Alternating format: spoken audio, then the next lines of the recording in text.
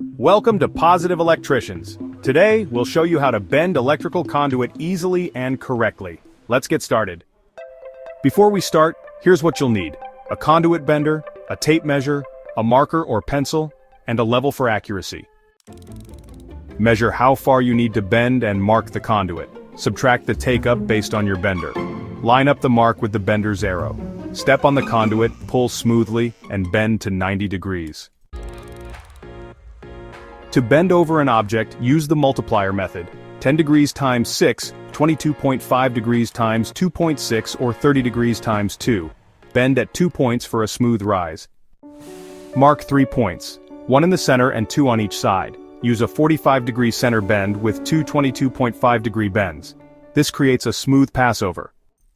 Check the bender's markings, apply smooth pressure, and use a level for accuracy. If you overbend, reverse slightly to fix.